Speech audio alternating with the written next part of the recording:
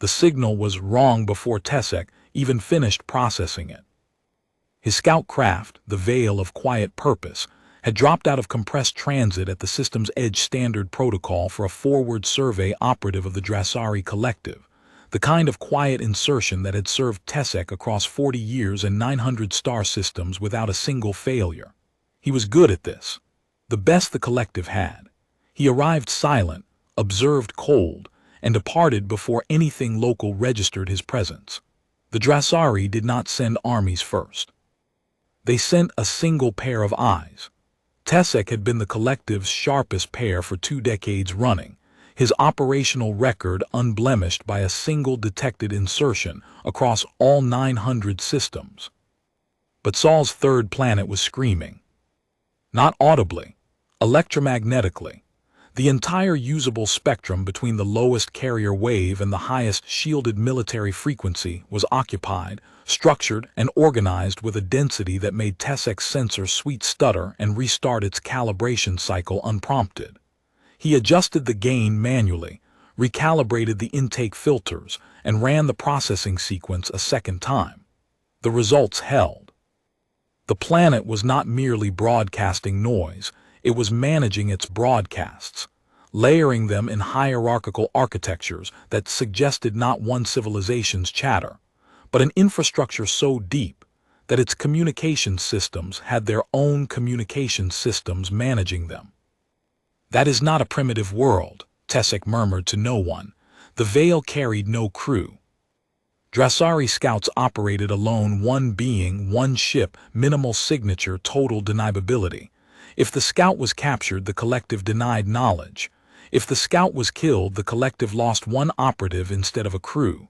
Clean, efficient, cold, the Drasari way. He pulled up the Collective's survey record for Sol 3. The file was old 70,000 years, logged during the Drasari's second expansion wave, when the Collective had seeded monitoring beacons across 400 star systems in the galactic arm's outer reaches. Sol 3 had been flagged as a cradle world. Biological diversity, exceptional. Dominant species, bipedal carbon breathers, pre-agricultural, nomadic pack hunters with rudimentary tool use, and no detectable social organization above the tribal level. Threat classification, none. Resource value, moderate mineral deposits, favorable atmospheric composition for long-term colonization staging. The survey team had planted a dormant monitoring beacon in the planet's upper atmosphere, logged the coordinates in the Collective's expansion database, and moved on to the next system without a second thought. The beacon had gone silent 52,000 years ago. The survey record noted the silence as probable equipment failure, atmospheric corrosion, power cell degradation, the ordinary entropy that claimed unattended hardware on biological worlds. Nobody had followed up. The Collective had been fighting the Thurat hegemony at the time, pouring resources into a border war that consumed 3 generations of strategic planners, and a failed beacon on a primitive world ranked below hull maintenance on the priority schedule. 70,000 years. That was the gap between the last Drasari observation and what Tesek was looking at now. He studied the electromagnetic wall and felt something he had trained himself to suppress: uncertainty. In 900 systems, he had encountered civilizations ranging from pre-industrial settlements still burning biological fuel to mid-tier spacefaring cultures with jump-capable fleets and orbital mining platforms. He had cataloged them all, assessed their military capacity, mapped their defensive coverage, identified their weaknesses, and transmitted his reports to the Collective's Advanced Planning Division without emotional interference.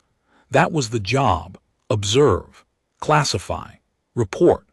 Let the strategists decide what to do with the intelligence. But the electromagnetic signature from Sol 3 did not fit any classification he knew. It exceeded them. He ran a comparison against the Collective's full database of known civilizations, every species cataloged across 90,000 years of Drasari expansion, 4,200 cultures logged and rated on a 7-tier scale.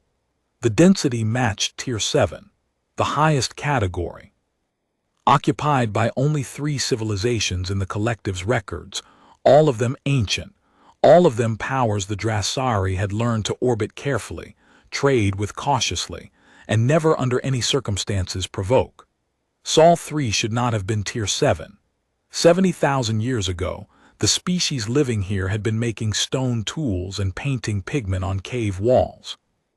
Tessek's four-fingered hands moved across the console with the precision of muscle memory earned in 900 insertions.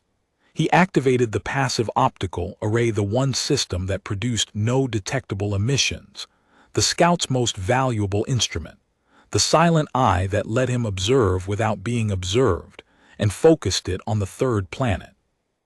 The image resolved, and Tessek went still. Earth had a ring, an engineered ring, a continuous band of metallic construction encircling the planet at geostationary altitude, its cross-section wider than anything the Drasari Collective had built in its entire 90,000-year existence. The ring's surface was modular, segmented, each section fitted to the next with manufacturing tolerances so tight the seams were invisible at this range. Docking structures studded the inner face at regular intervals, hundreds of them, each large enough to berth a capital-class vessel.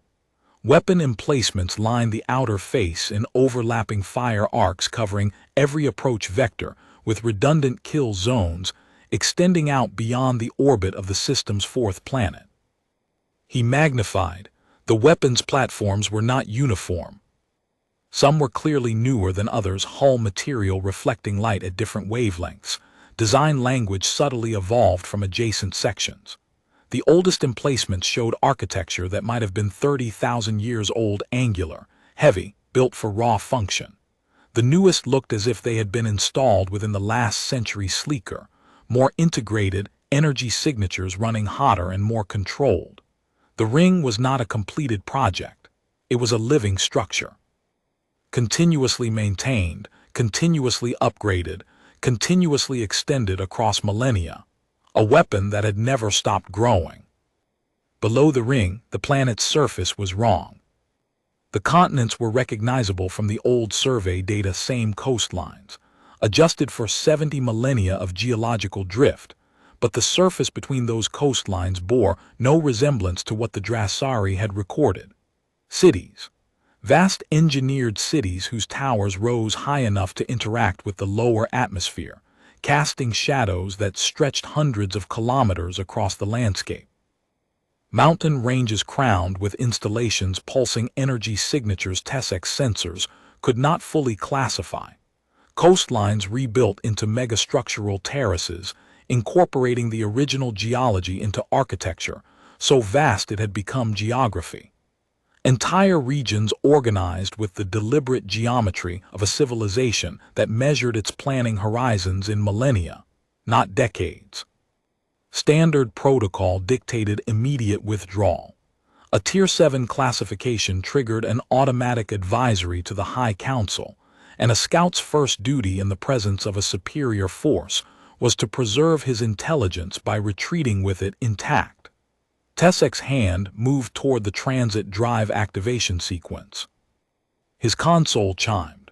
An incoming communication, but not through his antenna, not through any external receiver. The message had arrived directly inside the Veil's encrypted internal systems, bypassing every layer of Drasari cryptographic security and appearing on his primary display as clean text, formatted in the Drasari standard administrative script. DRASSARI survey vessel detected. Hull signature consistent with collective scout class, Mark IV variant. You were identified AT system boundary 12 minutes ago. Your passive optical scan has been logged. Your transit drive is currently charging. We recommend you do not activate it. You are not in danger. Hold position. An escort is en route. Transit time, 7 minutes.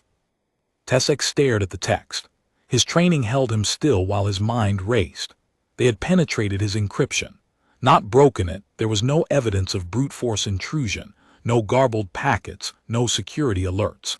They had simply known the encryption standard, which meant they had encountered Drasari technology before and studied it long enough to map its architecture, or they had derived his entire cryptographic framework from first principles in the 12 minutes since detecting his arrival.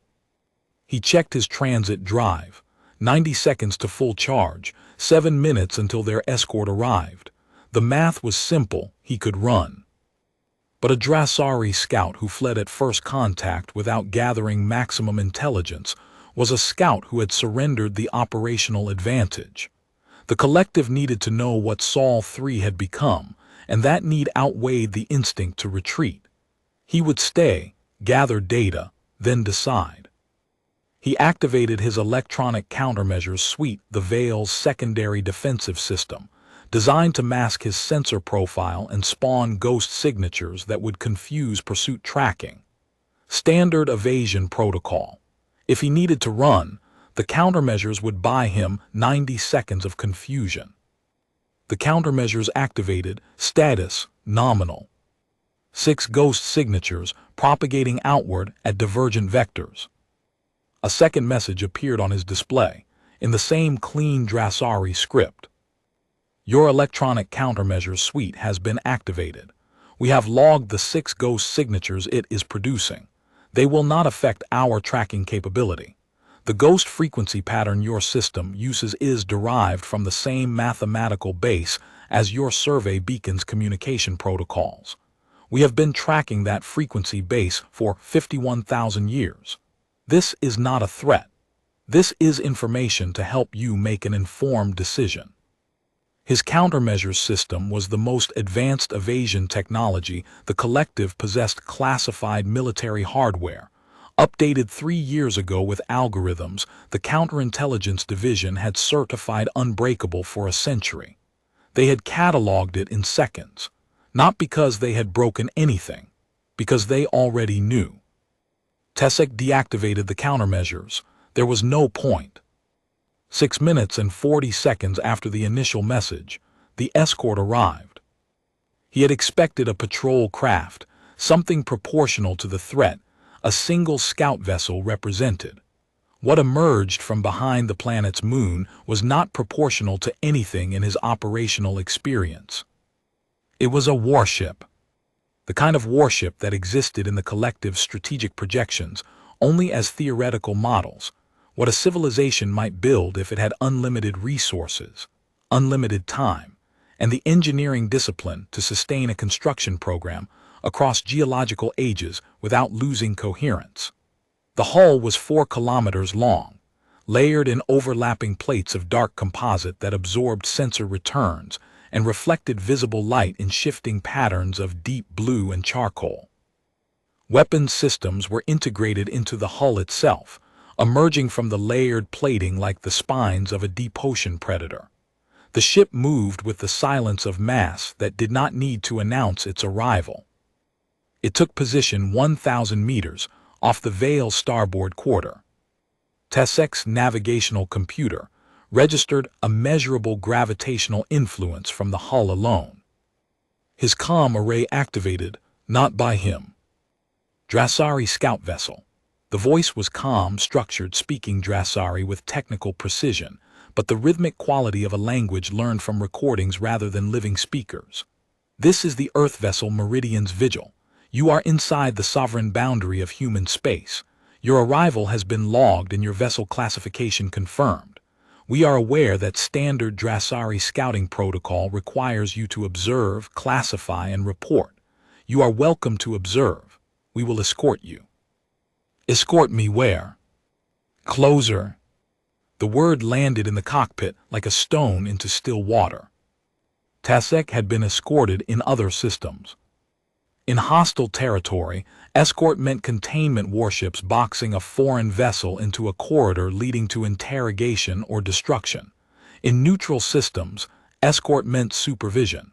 This felt like neither. The Vigil did not box him in.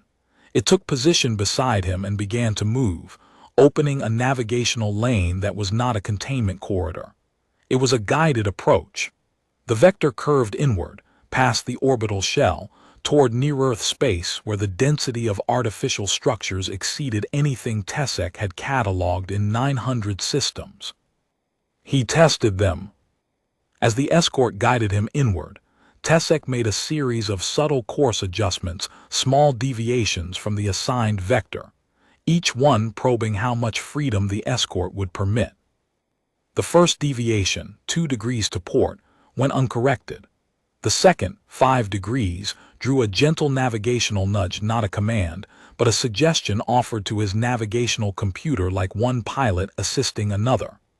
The third deviation, a sharp 12-degree turn toward the system's outer boundary, produced a result that made his secondary eyelids flicker. The Meridian's vigil did not pursue, did not warn.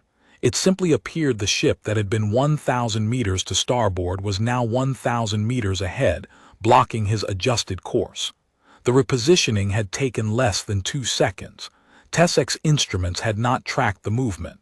One moment the warship was beside him, the next it was in front of him. 4 kilometers of hull, reoriented in the time it took his sensors to register the change. Your adjusted course would take you toward the outer system boundary, the voice said, unchanged in tone. You are welcome to depart at any time. We will not prevent it. However, we note that you have not yet completed your survey. The data you have gathered is incomplete. You would be filing a partial report. They knew his job. They knew that a partial report was a professional failure for a Drasari scout. They were using his operational pride against him, not with threats, but with the precise accuracy of someone who understood his psychology well enough to appeal to the right instinct. He corrected course back to the assigned vector. Smart, he muttered, then realizing you heard that. Yes, we monitor all audio inside your cockpit. The microphone in your collective survey beacon used the same frequency band as your shipboard communication system. We listen because it helps us understand. We apologize for the intrusion. An apology from a civilization that could destroy him before he knew it had fired.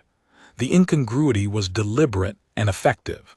It told him more about who these people were than any weapon scan could. The escort resumed. The first thing they showed him was the ring from 30 kilometers. At that distance, the scale became visceral. The ring was not merely a defense installation. It was a city. Millions of transparent panels showed interior spaces, residential levels with visible parklands, industrial bays with active manufacturing, transit corridors filled with movement. Through the panels, Tesek could see humans going about their routines inside a structure that would have taken the Drasari 3,000 years to build. How long did this take? The Meridian Ring's construction began 26,000 years ago, the voice from the escort replied. It has been continuously expanded and upgraded since. Current population, 412 million. The original construction phase lasted 800 years. Every phase since has been an extension, not a replacement. The oldest section of the ring is still operational, still inhabited, still defended. 26,000 years of continuous construction. Tesek's species lived 200 years on average. 130 generations of builders, each inheriting the previous generation's work and adding to it without interruption. The Drasari collective had existed for 90,000 years, and had never sustained a single construction project beyond 1800 before institutional drift, budget fights, or regime change broke the chain. The longest Drasari structure ever maintained without interruption was the Senate Arch on Drasar Prime, 2,400 years old, and for the last 6 centuries it had been propped up by emergency scaffolding, because no sitting administration wanted to take responsibility for either repairing it or tearing it down. The humans had maintained a planetary ring for 26,000 years, and they were still adding to it. Tesek turned his passive sensors toward the ring's inner surface and performed a detailed architectural scan. The results made him recalibrate his threat assessment upward for the 3rd time since entering the system. The ring's docking infrastructure was not simply large, it was standardized across what appeared to be universal specifications, meaning any vessel from any species that used compatible docking protocols could berth here. The humans had built their primary orbital installation to accommodate visitors they had not yet met, from civilizations they had not yet encountered, using engineering tolerances broad enough to handle hull geometries they could only have theorized about. They had built for a universe they intended to join, and they had built it before the universe knew they existed. As the veil moved along the ring's outer arc, Tessek's sensors picked up details that deepened his assessment with every kilometer. The ring's internal transit system, a network of high-speed rail lines running through sealed tunnels in the ring's core structure, connecting residential sectors to industrial zones, to military installations to agricultural bays. The transit system alone was larger than the entire transportation infrastructure of Drassar Prime, and it was one subsystem of one structure on one planet. He detected shipyard facilities embedded in the ring's industrial sectors, not the orbital drydocks he had expected, but integrated manufacturing complexes where raw materials entered one end and completed vessels emerged from the other, the entire production chain contained within the ring's structure. He counted 16 active shipyard bays. Each one was producing a capital-class vessel. 16 warships under simultaneous construction, as part of what appeared to be a standard production schedule rather than a wartime surge. The Drassari Collective's primary shipyard at Drassar Prime could produce one capital vessel at a time, and the construction cycle took 12 years. The humans were building 16 simultaneously, and based on the observable progress across the 16 bays, the cycle time appeared to be approximately 3 years per vessel. Tessek's sensor log was filling with data faster than his analytical subroutines could process it. Every scan revealed another layer of capability, and every layer deepened the gap between what the collective survey file said Sol 3 was and what Sol 3 actually was.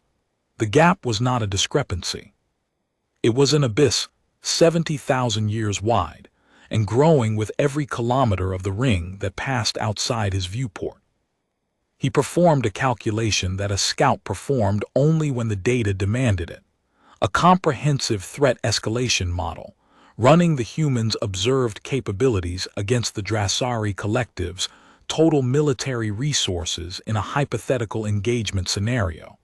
The model was not designed for this.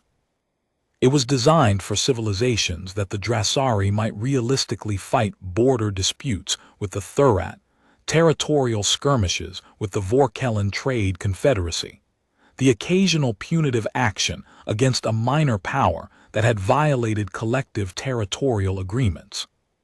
The model had inputs for fleet size, weapons yield, defensive coverage, logistical endurance, and force projection range. When Tessek entered the human data, the model returned a result he had never seen in 40 years of scouting: engagement not calculable, force differential EXCEDS model parameters. The collective strategic planning software could not process the idea of fighting these people. The scenario was outside the software's design parameters, because no one who built the software had imagined that a civilization this powerful could exist without the collective already knowing about it. Your survey beacon, the voice continued, the one your collective planted in our upper atmosphere 70,000 years ago, we recovered it 51,000 years ago. It was the first piece of alien technology humanity ever encountered. It took approximately 900 years to fully reverse engineer. By then, we had already developed our own faster-than-light theory independently. But the beacon confirmed that other civilizations existed, and that at least one had looked at Earth, judged its inhabitants, and decided they were not worth returning to. A deliberate pause. Not for dramatic effect, Tessek recognized it as the measured cadence of a species that had learned to use silence as a form of communication. The pause gave the listener time to process. It was considerate. It was also, Tessek noted, a technique that would be effective in any debriefing environment. The humans were not just communicating with him. They were communicating through him to the collective officials who would eventually read his report and perhaps listen to his audio logs. Every pause, every carefully structured sentence, every piece of information delivered in a specific sequence.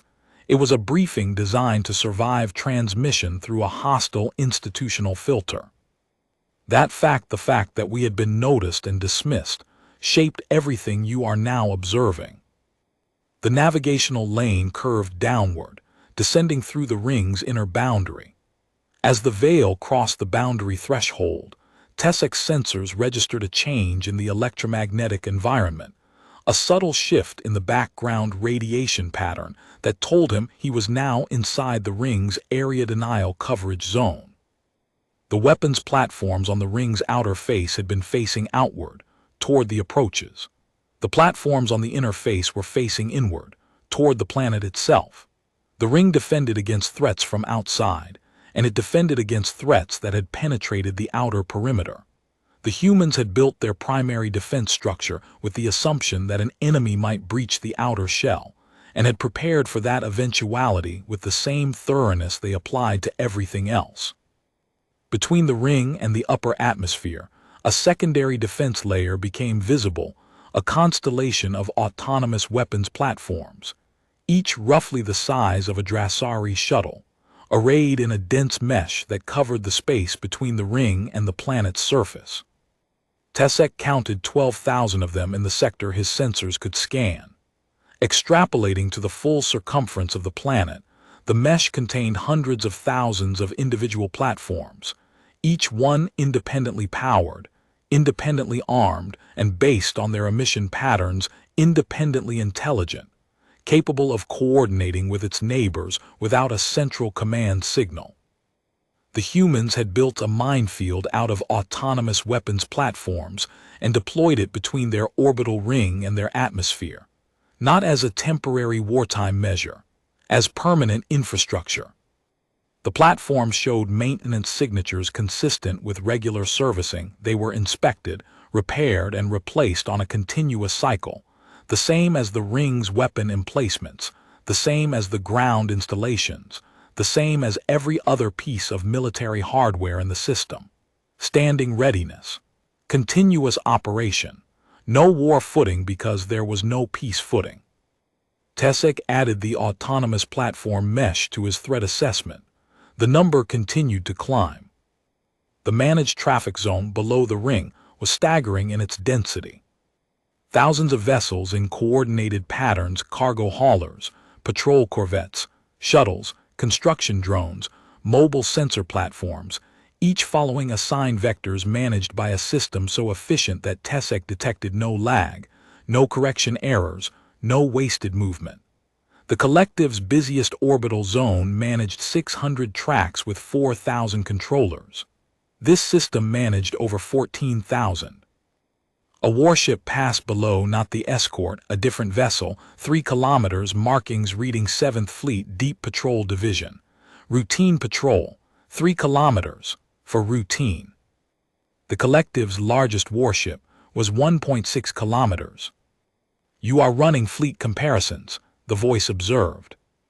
Your sensor emissions shifted when the patrol vessel crossed your line of sight. The comparison provides useful context. A second patrol vessel appeared, this one smaller, roughly 1.2 kilometers, running a perpendicular track to the first. Tessek's sensors classified it as a light frigate, fast attack configuration, weapons hot but not targeting. As it passed, a third vessel became visible behind it, a support tender, 2 kilometers, running alongside the frigate in a paired patrol formation. The tender was unarmed but carried what Tessek's sensors identified as a mobile repair and resupply platform capable of servicing capital-class vessels in the field. The humans did not just patrol with warships. They patrolled with logistics chains.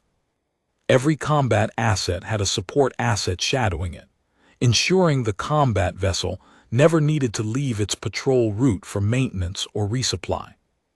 The Drasari fleet required vessels to return to fixed orbital stations for resupply every 30 standard days. The humans had made the stations mobile. Tessek's throat was dry. The humans were not just advanced. They were advanced in the specific way that mattered most to a military scout. Their defense infrastructure was everywhere, integrated into civilian traffic, woven into the residential ring, built into the coastal megastructures on the surface below. Every piece of infrastructure he scanned contained a military component, not as afterthought, but as foundational design element baked in from inception. A cargo hauler crossed the Vale's path, a broad, flat-hulled vessel running a supply route between the ring and the surface. Tessek scanned it reflexively, standard threat assessment. The hauler's hull was reinforced beyond any civilian specification he had encountered. Its engine output was triple what a vessel of that tonnage would need for cargo operations, and embedded in its cargo bay infrastructure, partially shielded but detectable by a Scout-class passive array, were 4 retractable weapons mounts. Folded, inactive, but there. A cargo ship, armed, not as a warship pretending to be civilian, but as a civilian vessel that had been designed from the keel up with the option of becoming a weapons platform if circumstances required it. Tessek checked a second cargo hauler. Same configuration. A third. Same. A passenger shuttle transiting between the ring and the surface, same reinforced hull, same excess engine capacity, same retractable weapons infrastructure folded into the chassis like bones waiting to grow. Every vessel he scanned was a weapon that had chosen not to be one. Yet. The Drasari had a theoretical concept taught in strategic studies Vithrasik, which translated roughly as total architectural intention. A design philosophy in which every element of a civilization's infrastructure served a dual purpose. Its civilian function and a military function, integrated so deeply that the two could not be separated without dismantling the object entirely. No civilization in the Drasari database had ever fully achieved Vithrasik. It remained a textbook abstraction, a theoretical ideal that strategic planners acknowledged was possible, but that no society had the institutional discipline to maintain across the centuries required to implement it at scale. The humans had done it, at planetary scale, across tens of thousands of years, without a single documented lapse. Tessek revised his threat assessment for the 4th time since entering the system. The number kept going up. He tested them again. Without warning, he cut thrust, killed his navigational transponder, and dropped the Vale into a ballistic trajectory that would carry him below the ring's sensor plane within 40 seconds. Standard evasion, the kind a scout used to break contact with a less sophisticated escort. 8 seconds later, a second warship appeared. Not the Vigil, a different vessel, 2.8 kilometers, rising from a holding position in the upper atmosphere directly below the ring. It had been invisible to Tessek's sensors, positioned exactly where a ballistic evasion trajectory from his current vector would carry him. They had predicted his evasion path before he had decided to attempt it. Scout Tessek, the Vigil's voice unchanged. You are welcome to attempt departure. We will not fire. However, a ballistic trajectory at your velocity would create turbulence in the upper airspace corridors. We would appreciate your resuming powered flight. He reactivated thrust and returned to the lane. His hands were steady on the console. His training held his body in professional stillness, but his mind was performing a calculation that had nothing to do with navigation. A civilization that had anticipated his evasion before he decided to attempt it. That had positioned a warship in the precise location. His escape trajectory would carry him not behind him, not beside him, but ahead of him, where his own velocity would deliver him directly to them. That had responded to his attempted escape by asking him politely not to disturb their air traffic. The second warship descended back below the atmosphere and vanished from his sensors. It had been there the entire time, holding station in the planet's upper atmosphere, invisible, waiting. in case the scout being escorted above it decided to test the boundaries. The humans had not deployed it in response to Tessek's evasion. They had deployed it before he arrived, as part of the standard escort protocol.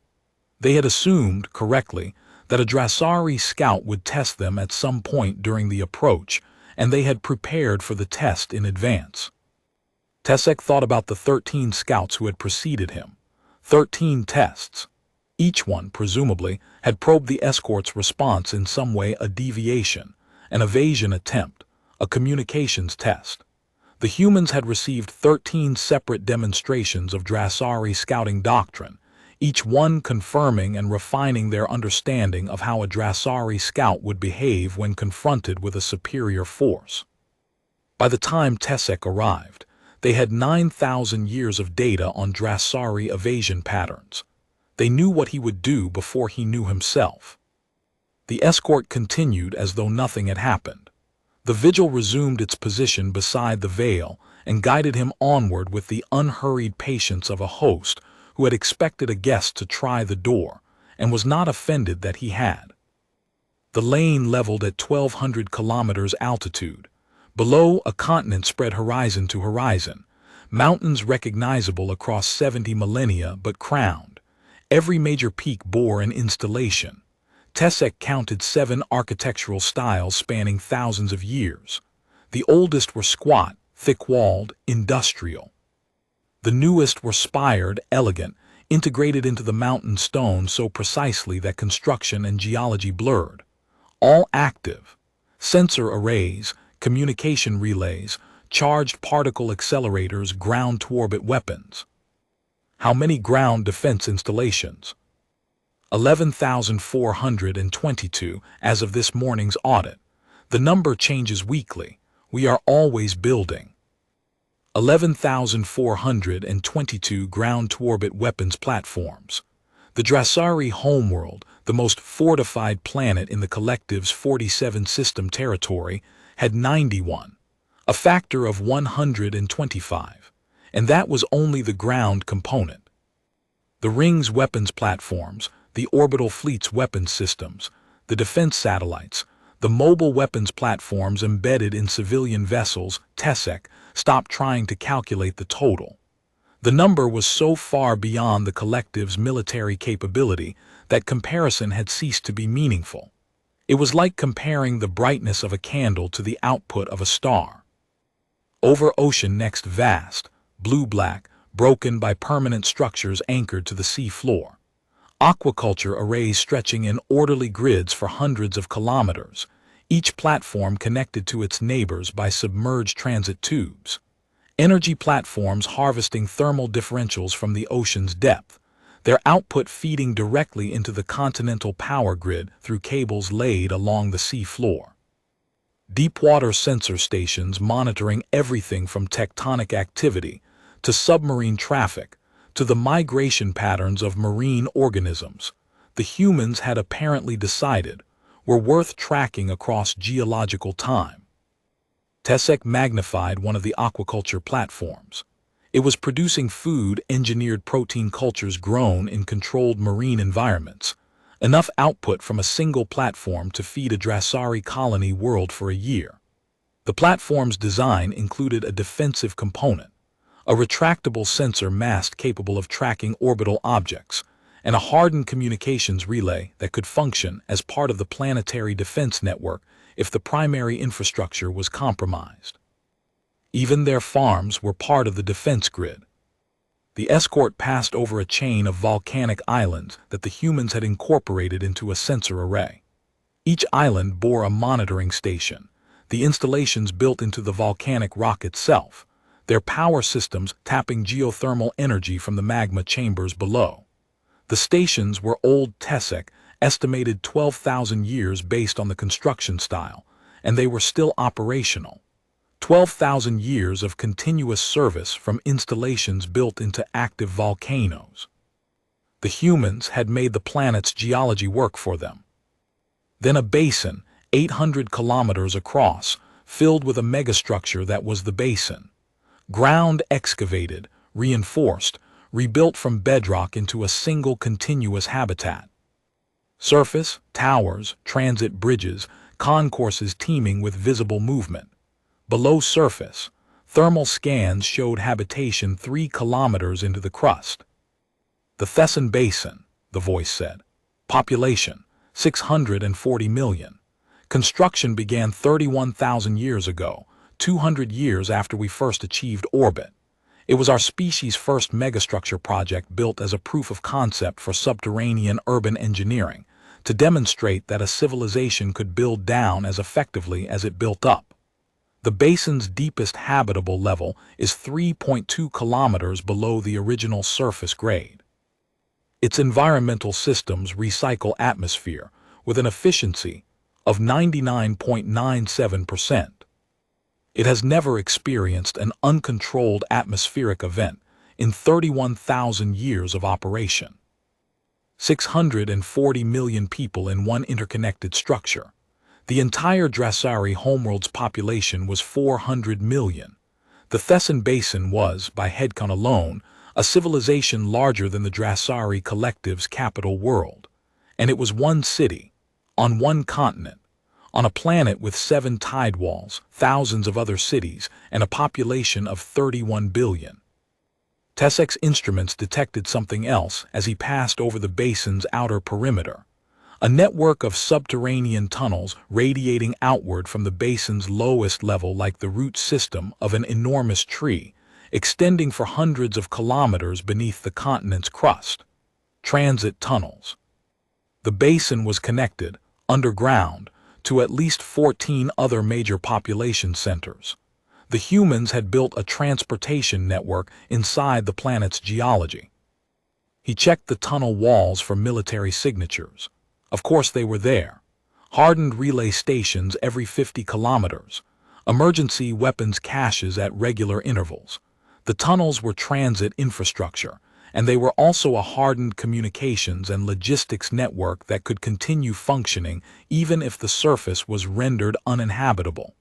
The humans had built redundancy into the planet's crust itself. The escort's hull plates became visible as they passed close. Tessek's optical array resolved inscriptions, not tactical markings. Names.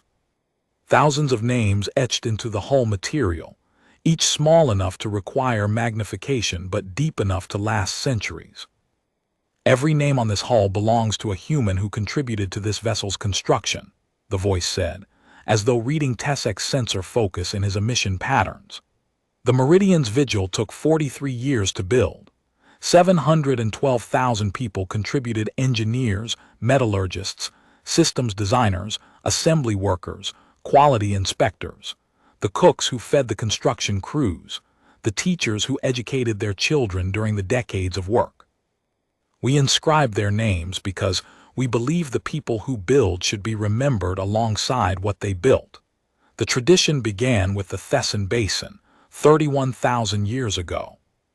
It has continued without interruption since.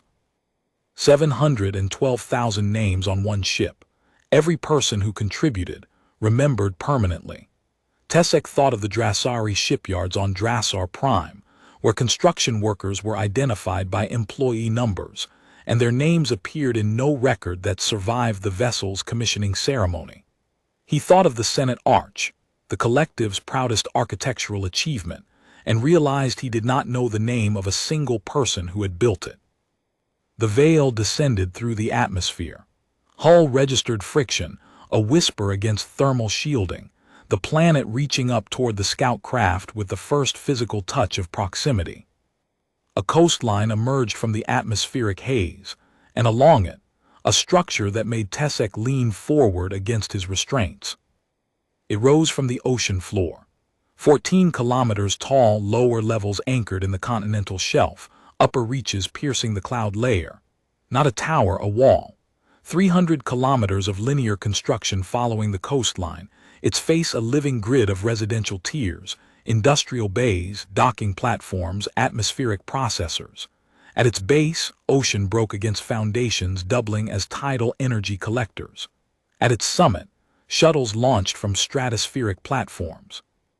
The northern tidewall, population 290 million, one of 7 on the planet's coastlines. This one completed 18,000 years ago. One of seven. 7 tidewalls. Total population. 31 billion on the surface. 4 billion across orbital habitats, the ring, and 11 colony worlds. 35 billion. The Drasari Collective across 47 star systems, 8 billion.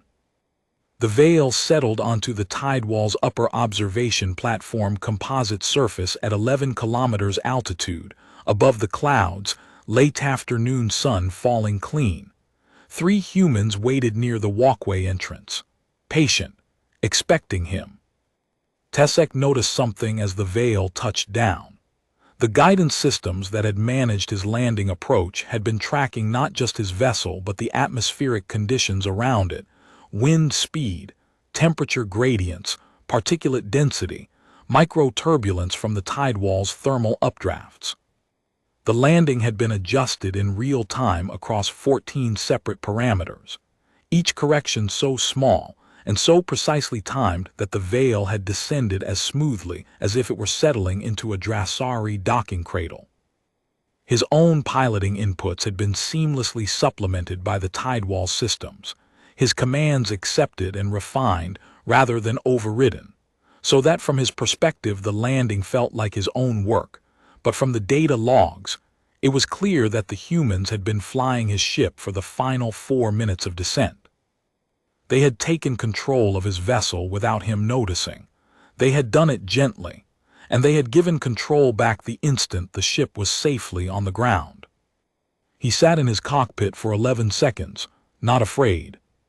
His physiology prioritized analytical function over emotional response, and his 4 decades of field experience reinforced that biological advantage. What he felt was crystalline clarity, the specific, cold clarity of understanding that everything you believed about the shape of the galaxy has been proved wrong, and that the proof has been waiting for you for 70,000 years. He unsealed the cockpit and stepped out. Cold, thin air, respiratory membranes fluttering, gravity slightly heavier than Drasari norm. He was shorter than the humans. Drasari averaged 1.4 meters, compact, dense-muscled, with integument that shifted color with emotional state. His skin was neutral gray, professional composure, though blue undertones pushed through at his temples. The lead human, tall, gray-haired, weathered, stopped 3 meters from him and inclined his head. Acknowledgement, not deference.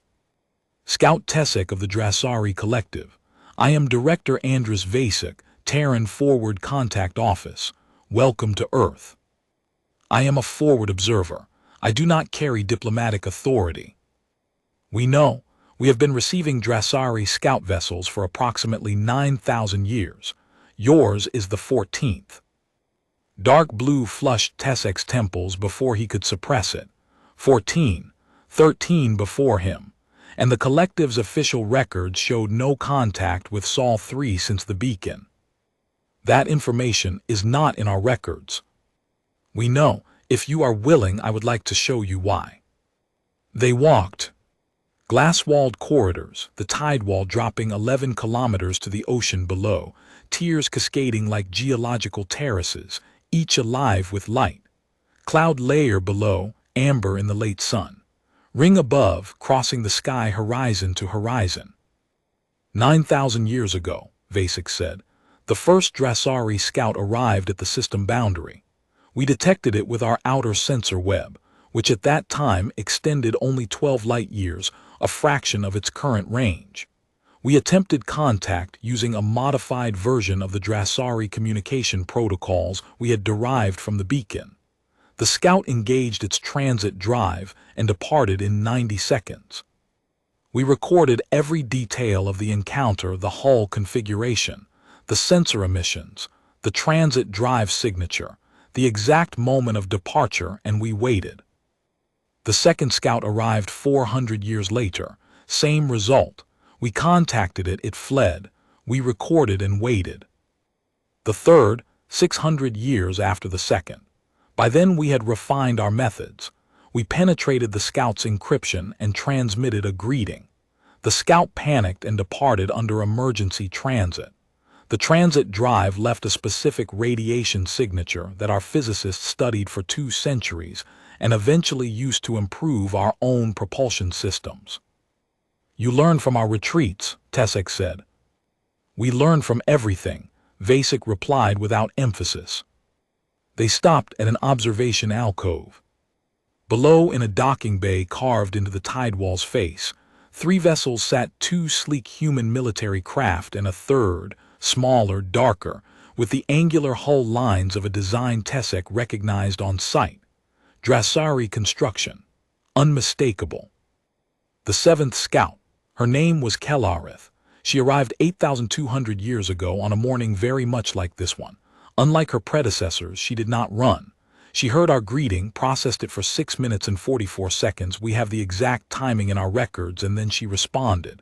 She said, and I am quoting from our transcript, "I acknowledge your greeting. I am willing to be escorted." 4 days of conversation followed. She was the first Drasari scout to walk these corridors, to breathe our air, to sit in a room and talk with humans as peers. What happened to her? She went home. She filed her report with the collective's Advanced Planning Division. The report was comprehensive, accurate, and detailed. It described everything she had seen: the ring, the fleet, the tidewall she had visited, the ground defenses, the population, the military capability. She recommended immediate diplomatic contact. The report was received, acknowledged, and archived. No action was taken. Vasek paused. We know this because we monitored the collective's internal communication traffic. We intercepted the acknowledgement of her report, and we monitored the subsequent administrative activity. There was none. Her report was filed in the same archive as the first 6 scouts' sensor data. Nothing changed. Kelarith herself, Tesek asked, what happened to her personally? She retired from scouting 3 years after returning. She spent the remaining 112 years of her life teaching navigation at the Collective Scout Training Academy on Drasar Prime. Our intelligence suggests she never spoke publicly about what she saw here. Whether that was by choice or by institutional pressure, we do not know. Tesek absorbed this. 112 years of carrying the knowledge of what Earth had become. Teaching young scouts the techniques of silent insertion, passive observation, the art of arriving and departing undetected, while knowing that the most important survey in Drasari history, the one survey that should have changed everything, was sitting in an archive on Drasar Prime gathering administrative dust. He wondered if she had stood in front of her students and felt the weight of what she could not tell them, that there was a civilization out there that their collective had classified as nothing, and it was something beyond anything the collective had imagined. He wondered if any of her students had later been assigned to survey Sol 3, if any of the 13 scouts after Kelarith had been taught by her. The humans would know. The humans had kept track of everything. Did any of Kelarith's students come here? Tesek asked. Vasek looked at him with an expression that Tesek was beginning to understand, the quiet regard of someone who recognized a good question when they heard one.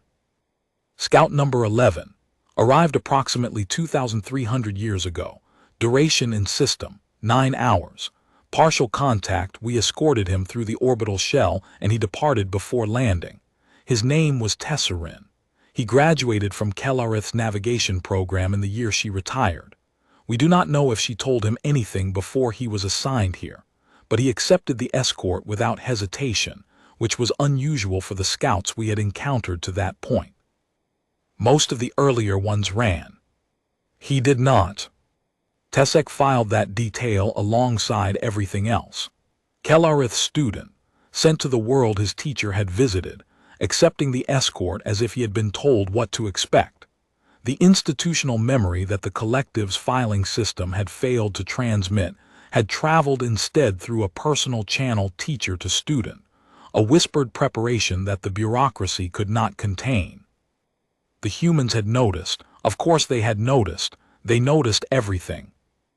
Vasek led him deeper into the tidewall, past residential levels where humans went about their daily lives, families in transit corridors, workers in maintenance bays, children in educational spaces with floor-to-ceiling windows facing the ocean. The humans did not stare at Tesek. Some glanced his way, registered his alien features, the compact build, the color-shifting integument, the four-fingered hands, and continued with their routines. A few nodded in the same acknowledging incline Vasek had used on the platform. None showed fear. None showed excessive curiosity. None altered their behavior in any way that suggested an alien walking through their residential corridors was unusual. Accustomed to visitors, Tesek observed. The northern tidewall receives approximately 40 interspecies delegations per standard year. Diplomatic, commercial, cultural, scientific. You are the first Drasari in 800 years, but the broader category of alien visitor is thoroughly familiar to the people who live here. Children born on this level have grown up seeing other species in their corridors. It is simply part of their reality. They reached a room high in the tidewall. Windows on three sides, simple furnishings, chairs adapted for multiple body types. Through the glass, planets curve, cloud layer below, ring above, traffic moving between them. Vasek sat. The cultural attaché, Tanaka, and Commander Ren took positions at the table's edges, present but not central, supporting but not dominating. Tesek recognized the arrangement from 900 first contact assessments across his career. This was a conversation, not an interrogation. The furniture was neutral. The lighting was neutral. The seating was designed to create no advantage for either party. The humans had been receiving alien visitors long enough to refine every detail of the interaction space. He sat in one of the adapted chairs. It accommodated his Drasari proportions, shorter legs, broader torso, the slight forward lean that his species' spinal structure required for comfort. The chair had been designed for a Drasari body, not modified, designed. The humans had built Drasari-specific seating into their diplomatic facilities, presumably after Kellareth's visit 8,000 years ago, and had maintained the specification across all the centuries since, waiting for the next Drasari visitor to sit in it. "You will file your report," Vasek said. "I would like to help you make it complete." "Why?" "An incomplete report is easily dismissed. A complete one is harder to ignore. We have learned, across 13 iterations of this process, that the quality of the report matters less than its completeness. Your section chiefs are trained to evaluate reports for gaps. A report with gaps can be classified as inconclusive and filed under the existing heading. A report with no gaps, a report that addresses every standard assessment parameter with verified data, is harder to dismiss procedurally. It may still be filed without action, but it sits in the archive with more weight. You want to influence my assessment. Supplement it. A scout who declines additional intelligence returns home with less than he could have carried. And the collective's decision makers receive less to work with when the day comes that they choose to actually read what their scouts have been telling them. Tell me about the beacon. Vasek touched the console. A holographic image materialized above the table, a small tarnished cylinder, roughly the length of Tesek's forearm, its surface etched with Drasari survey markings. Tesek could read as easily as his own name. Standard beacon designation. Deployment classification, passive atmospheric monitor. Expected service life, 500 years. Actual service life before recovery, 18,000 years. Recovered 51,000 years ago by a team of atmospheric researchers conducting experiments with early pressurized flight vehicles.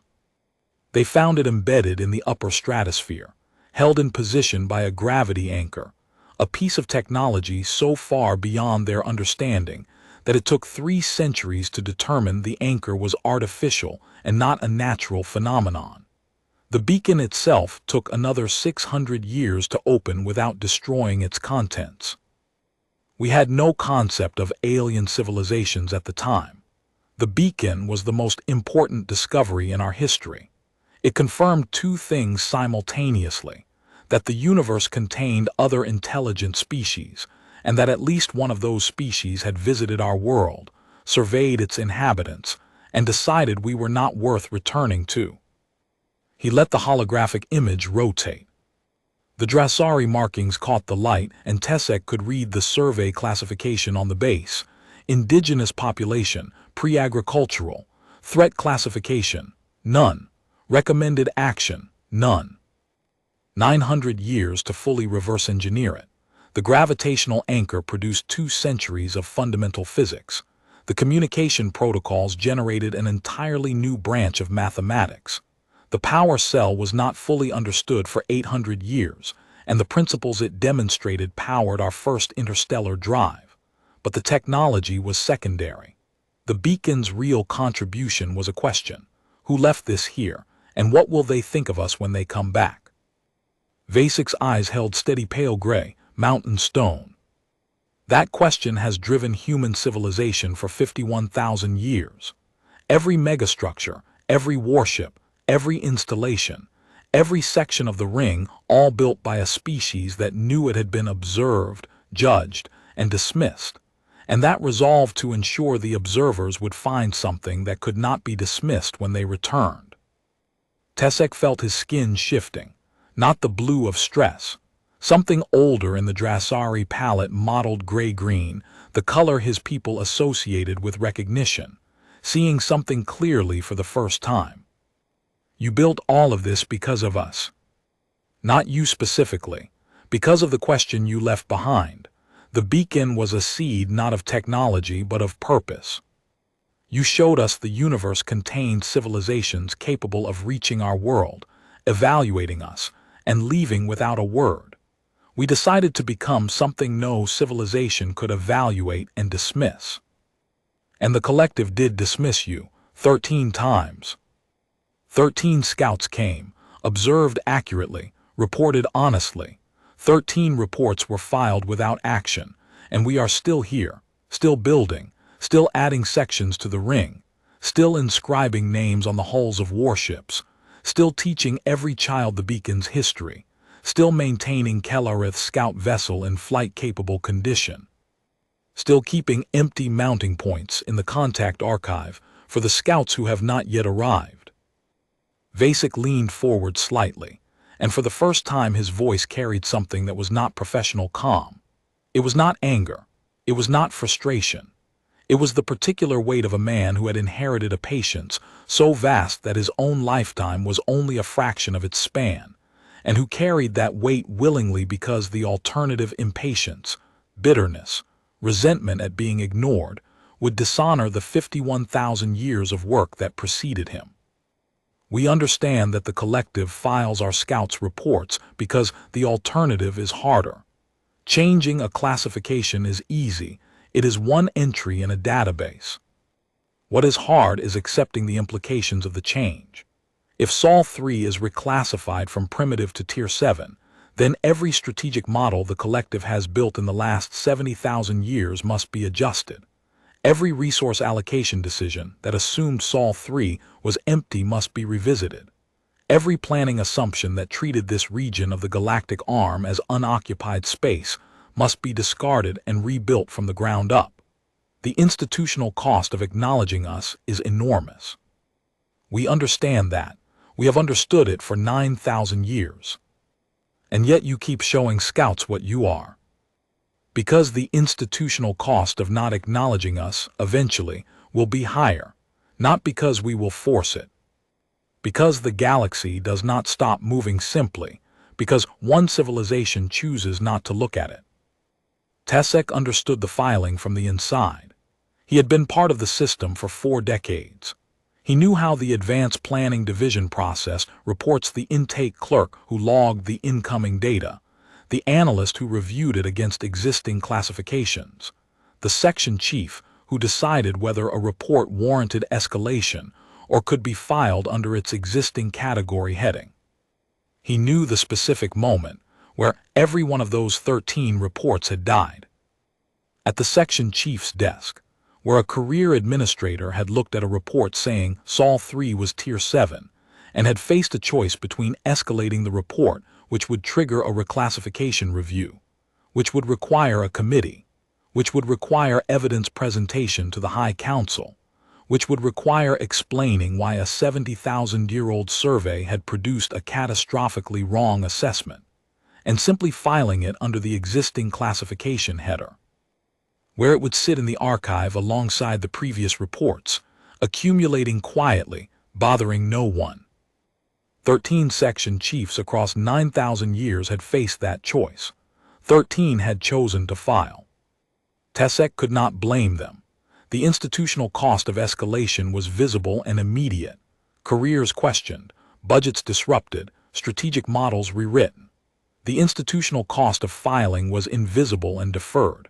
The collective remained ignorant of a Tier 7 civilization in its survey territory, and nothing bad happened because the Tier 7 civilization in question was not hostile. The silence had no consequences yet, and so the silence continued.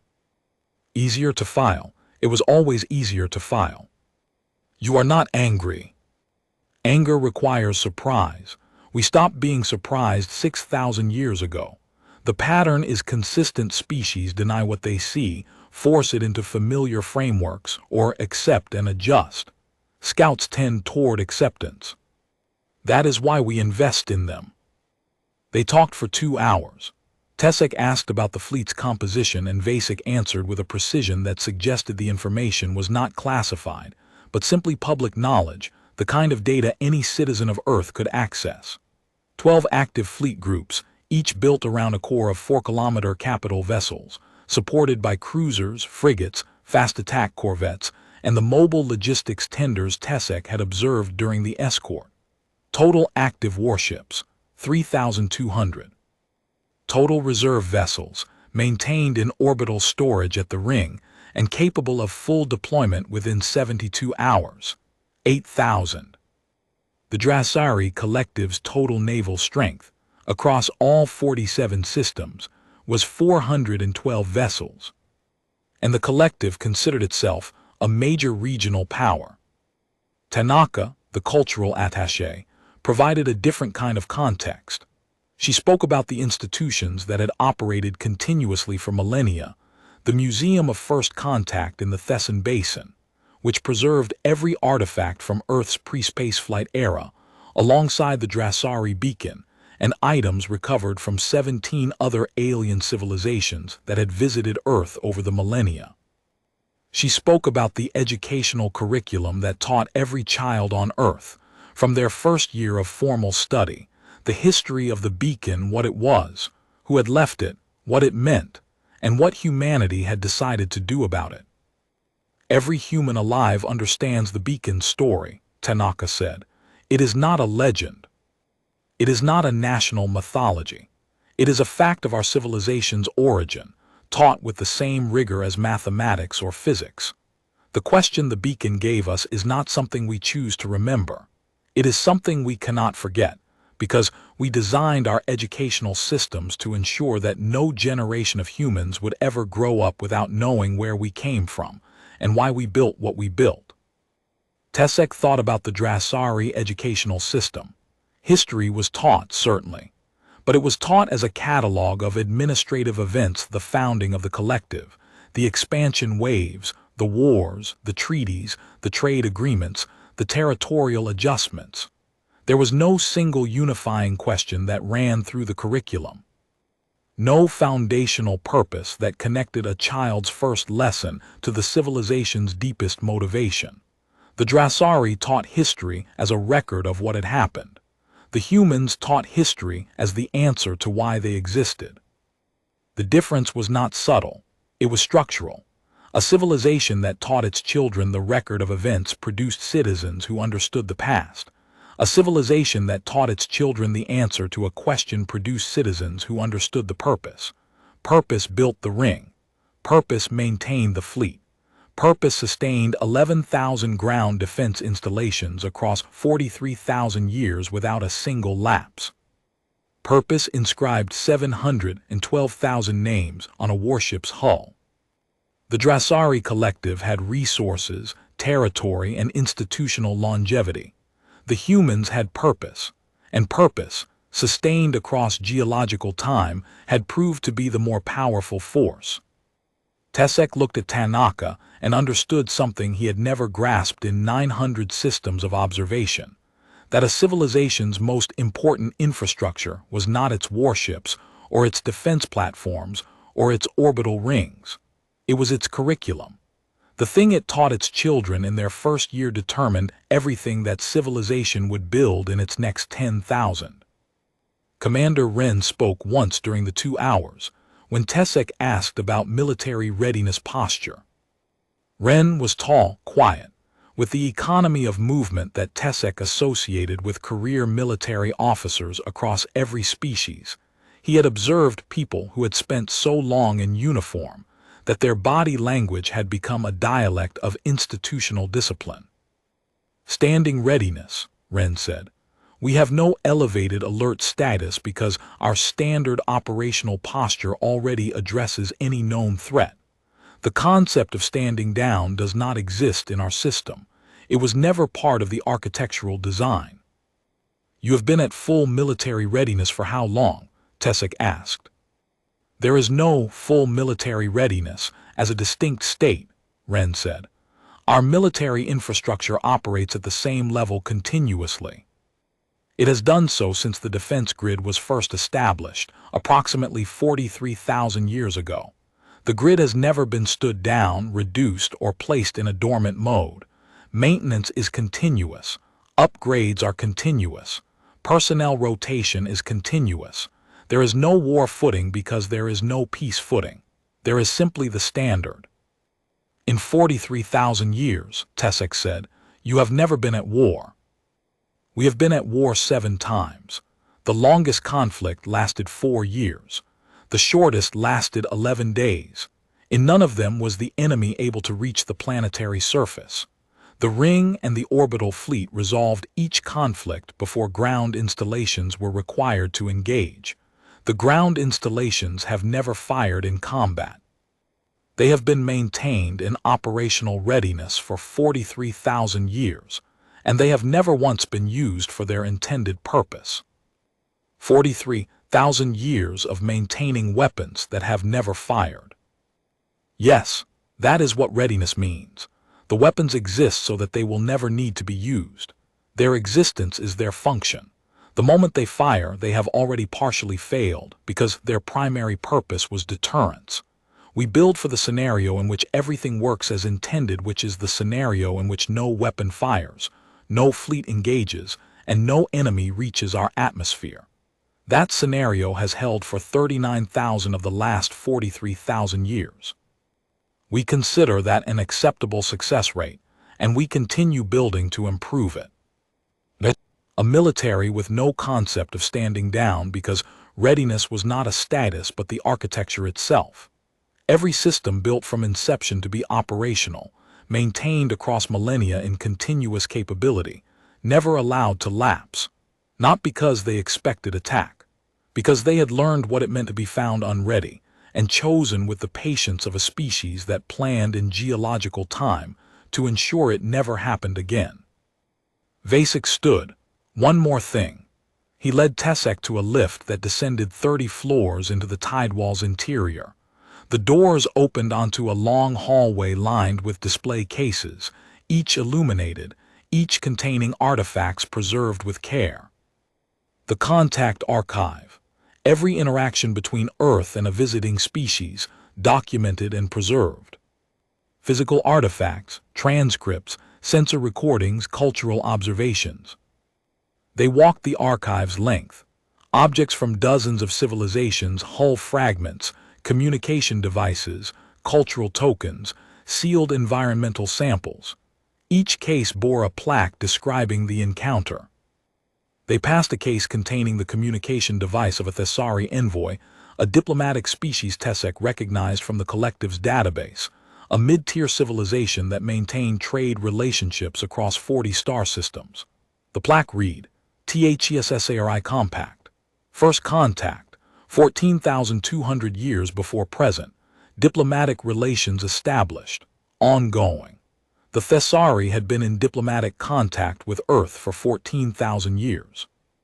The Drasari Collective had been filing reconnaissance reports about a primitive world for 9,000 of those 14,000 years, while the Thessari were conducting trade negotiations with the same planet. The absurdity of it settled into Tessek's professional assessment like acid. The collective's intelligence apparatus had been surveying a world that was already conducting interstellar diplomacy, and had failed to notice because the collective's classification system had decided 70,000 years ago that the world was not worth noticing. Vasek stopped at a case near the center. Inside, 13 objects. Tessek recognized them immediately: Scoutcraft transponder chips, standard Drasari identification beacons. 13 transponder signatures. One from each scout vessel before yours. We recorded the data during each visit. We have never used it. No transmissions, no impersonation, no intelligence exploitation. We kept the records. Why? Because we keep records of everyone who comes to see us. Every visitor mattered. Every pair of eyes that looked at Earth was noted and remembered. Tessek walked the length of the case. The transponder chips were arranged chronologically, each one labeled with a date, a vessel designation, and a name. Not the vessel's name, the scout's name. The humans had identified the individual Drasari pilot inside each vessel and recorded their identity. The first chip was labeled Scout MELLARAK, DRASSARI Collective, arrival date approximately 9,000 years before present. Duration in system, 47 seconds, departed under emergency transit. The seventh, Scout KELLARITH, DRASSARI Collective, arrival date 8,200 years before present. Duration in system, 4 days, 11 hours, departed voluntarily, full contact achieved. The 13th, Scout DRAVEN, DRASSARI Collective, arrival date 814 years before present. Duration in system, 6 hours, departed voluntarily, partial contact achieved. 14 empty mounting points waited beyond the 13th chip. The humans had built the display case with space for future visits. They had expected more scouts. They had prepared for them. We will add your transponder signature, Vasek said, with your permission. Tessek looked at the 13 chips. Each one a scout who had come, seen, reported honestly and been forgotten by the collective's bureaucracy. 9,000 years of scouts. The humans had remembered every single one, had recorded their names, their visit durations, their departure circumstances. Had built a display case with room for the next 14, because they expected no, because they knew with the certainty of a species that had been doing this for 9 millennia, that the collective would keep sending scouts, and would keep filing the reports without action, and would keep pretending that Sol 3 was a primitive world, for as long as institutional inertia was easier than institutional change. And the humans would be here, each time patient, ready, with an empty mounting point in the display case. You may add it, Tessek said. They returned to the observation room. The sun touched the cloud layer, turning the ocean to molten copper. The ring caught the last high sunlight, a bright thread against darkening sky.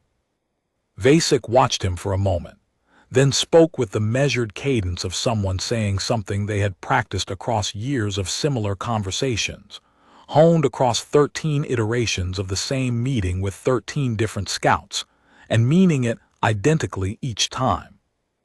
I want you to understand something, Scout Tessek. This is not a performance, not a display staged to influence your report. This is what we are, what we have been building since we found your beacon. 51,000 years of answering a question that no one asked us.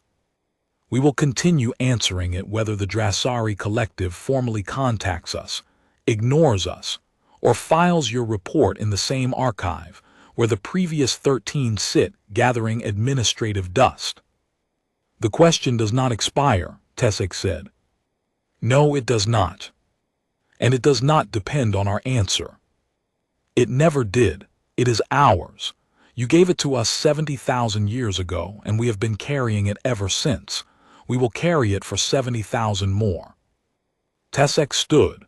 His skin had settled into a color he had never worn in professional context, deep, steady gray-green. Recognition sustained. Not the brief flash of understanding, but the settled tone of something permanently accepted and integrated. He walked back through the tidewall, past residential levels where humans nodded or continued their routines, a maintenance worker replacing a corridor lighting panel, an elderly couple walking slowly with their hands touching, a woman carrying an infant in a sling while reading a handheld display, none of them alarmed by the alien walking through their building. Past a cafeteria where the smell of cooked food drifted into the corridor and where 24 humans sat at tables, some talking, some reading, some simply looking out the window at the cloud layer below. And one of them, a young man, perhaps 20 in human years, raised a hand in greeting to Tesek as casually as if he were acknowledging a neighbor.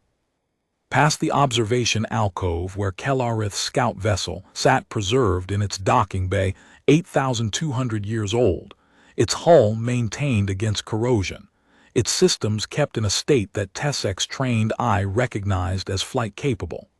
They had not just preserved the ship as a museum piece. They had maintained it as a functional vessel.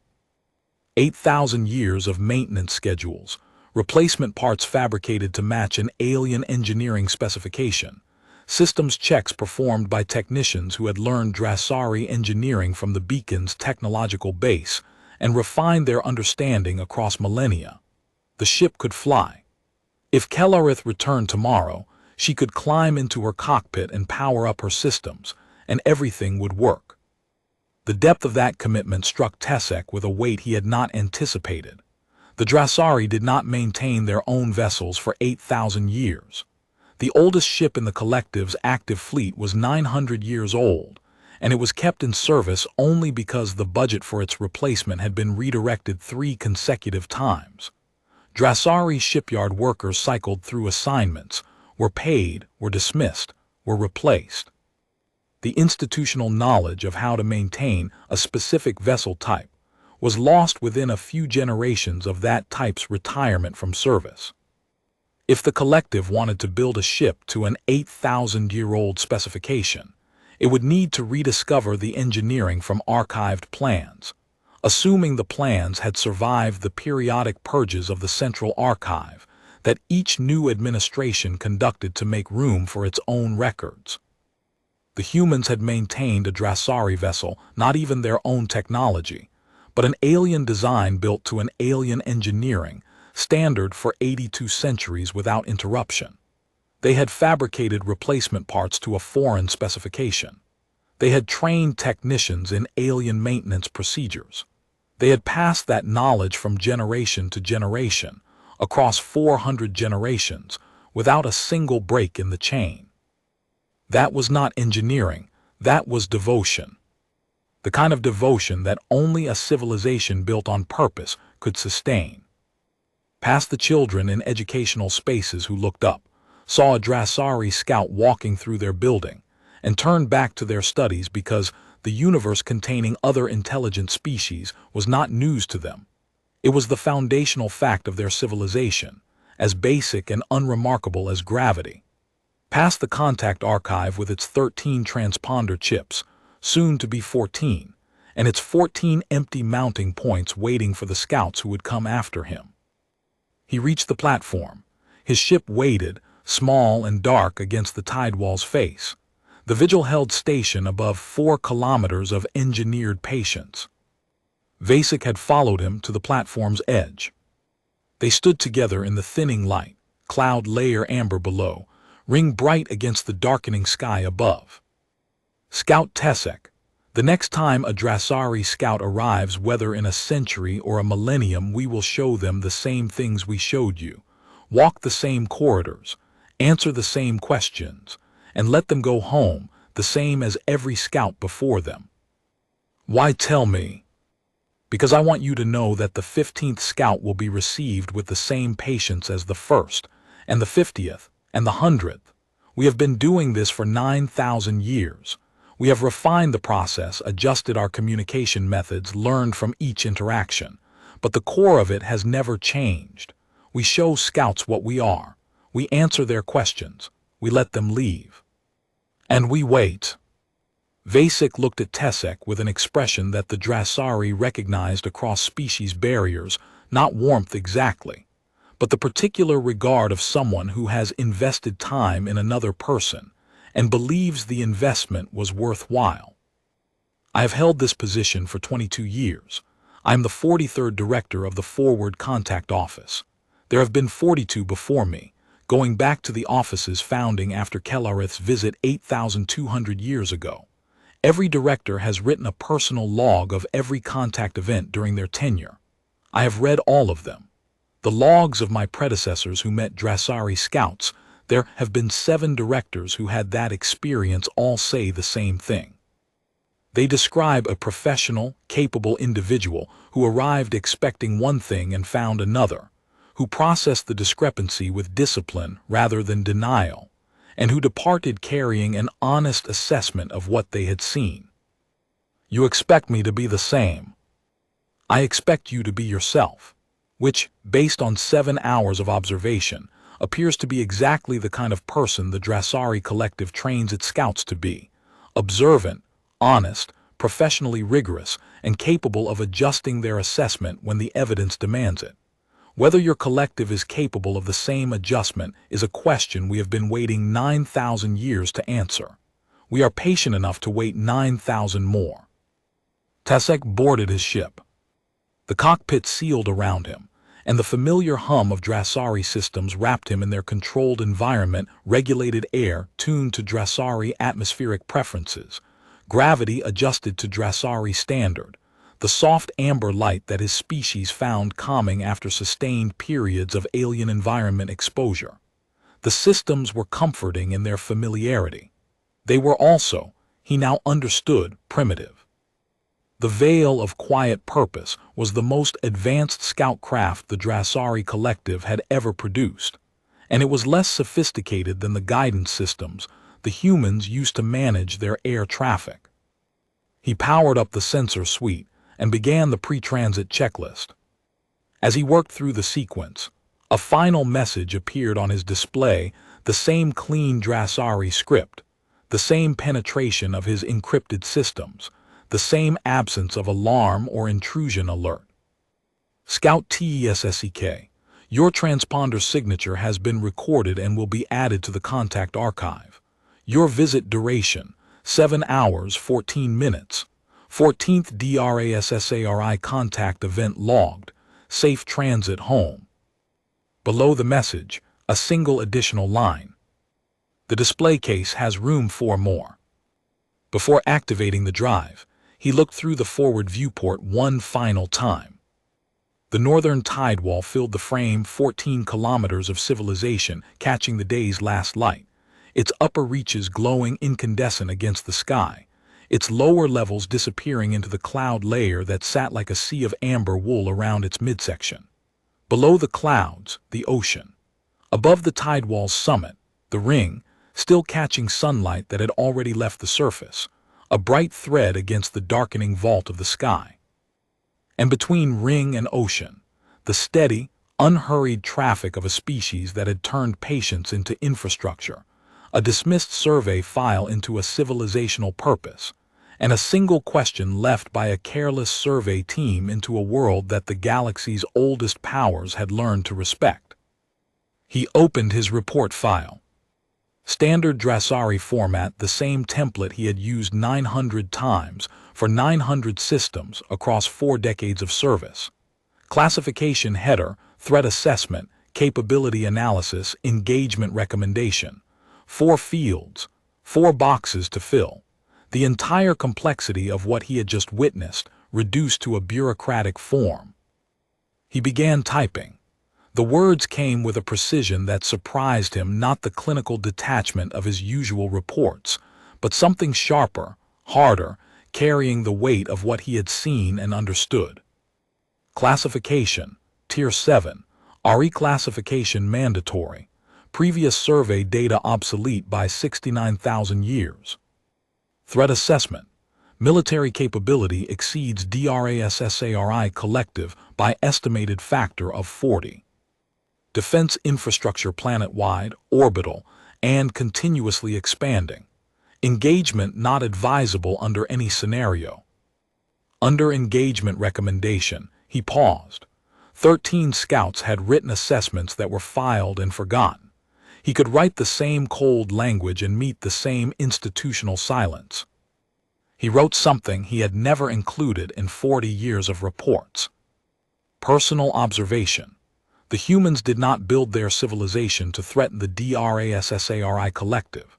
They built it to answer a question that we left behind, 70,000 years ago, in the form of a survey beacon that told them they had been noticed and found unworthy.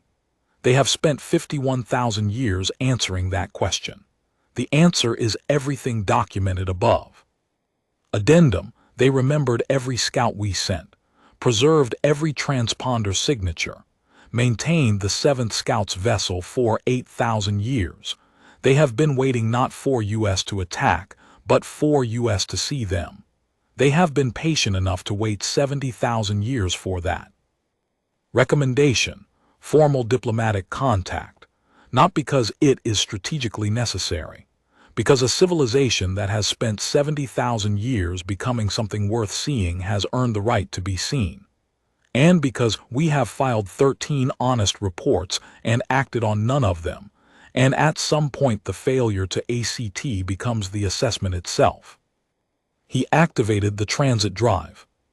The stars stretched, the familiar distortion of compressed space bending the viewport into streaks of blue-shifted light. Sol dimmed behind him, the yellow-white star that the Drasari survey team had catalogued 70,000 years ago as unremarkable, orbited by a primitive world, worth nothing more than a beacon and a database entry. The tidewall, the ring, the fleet, the planet, all of it compressed to a single point of light and then gone, swallowed by the gray silence of compressed transit. The journey home would take 6 days. 6 days of compressed space, alone in the cockpit, with nothing but his sensor logs and his report file and the weight of what he had seen. Tesek reviewed his sensor data during the transit. Every scan, every image, every recording. The ring with its 26,000 years of continuous construction, the fleet with its 3,200 active warships, the 16 shipyard bays producing capital vessels on a 3-year cycle, the 11,000 ground installations, the autonomous weapons mesh between ring and atmosphere, the Thesson Basin with its 640 million inhabitants, the 7 tide walls, the subterranean transit network, the armed civilian vessels. The Drasari scout vessel, preserved in its docking bay for 8,200 years. The 13 transponder chips in the contact archive, 14 now. He thought about the section chief on Drasar Prime, who would receive his report. A career administrator, trained to process scouting assessments according to established classification protocols. The section chief would read the classification header Tier 7, RE classification mandatory, and would face the same choice 13 previous section chiefs had faced.